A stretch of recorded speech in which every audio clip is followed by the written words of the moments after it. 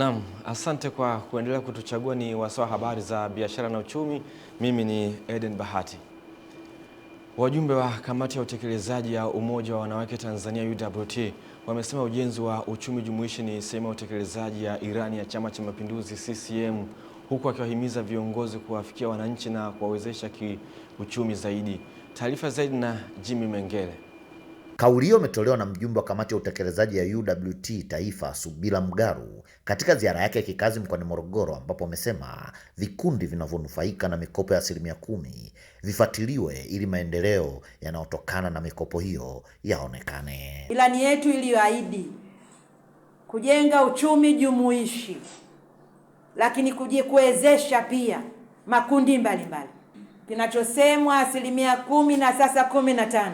Utekelezaji wake, walengwa wanavyofikiwa, tija yake, rai yetu tuendelee kuvisimamia ili tuweze kuwa na jumuiya imara, chama imara.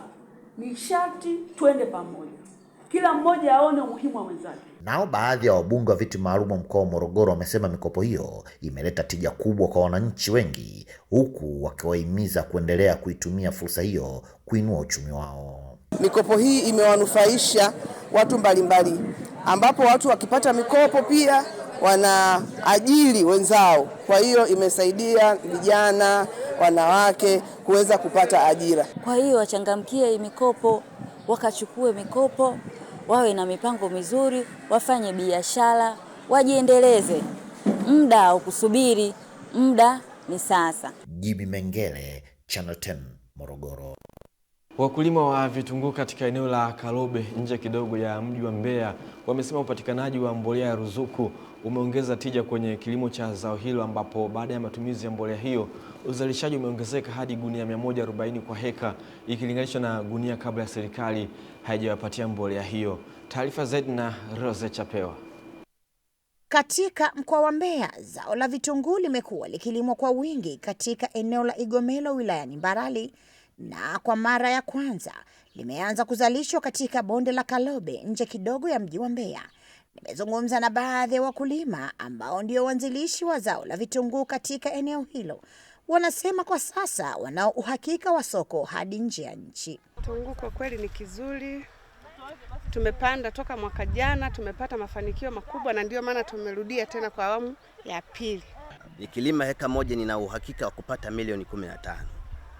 Kwenye milioni 15 nikitoa vurugu zote, wasaidizi, yani shughuli zote mpaka mbolea, nina uhakika wa kubakiwa na milioni 10 faida.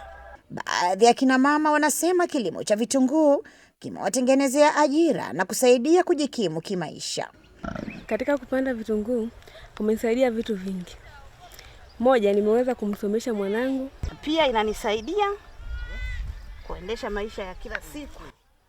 Kazi ili wanangu wasome, waishi, wale wapendeze wakiwa wanaenda shule. Wakulima hawa pia wanasema wanakabiliwa na changamoto ya pembejeo ya mbolea. Kuna uhaba sana wa mbolea madukani, na hatuelewi sababu ni nini mbolea imeadimika. Ni kwamba viwanda vimeshakufa au vimesha binafsishwa, wanataka watengeneze mfumo mwingine, ila tunaomba chonde mbolea zipatikanike ili mazao yaje mjini. Kutoka mkoani Mbeya, mimi ni Rose Chapewa wa Channel 10.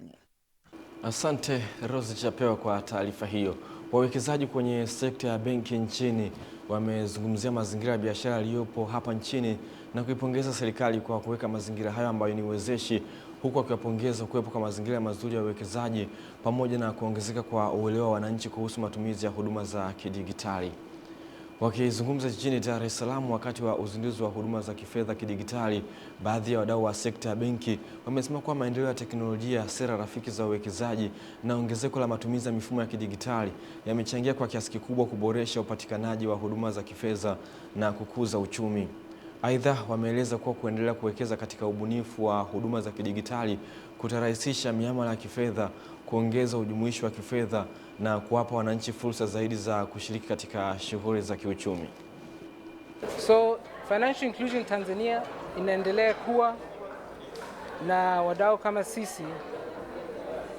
Tunatakiwa kuendeleza kuelimisha wateja kuhusu suluhisho za kibenki. Nadhani kwamba kwa sasa hivi uwezo wa wateja pia uelewa ni mkubwa kuhusu manufaa ya kuweza kwenda digital. Hilo ni la kwanza, lakini ushirikiano tulionao pia na serikali ya Tanzania umekuwa mzuri pia. The process imekuwa simplified kidogo kati yetu sisi kama bank na BOT. Naam, taarifa hiyo inatuwekea utuo kwenye habari za biashara. Tunapata mapumziko mafupi, tukirejea itakuwa ni wasaa habari za michezo na burudani. Mimi ni Eden Bahati, endelea kutazama Channel 10+.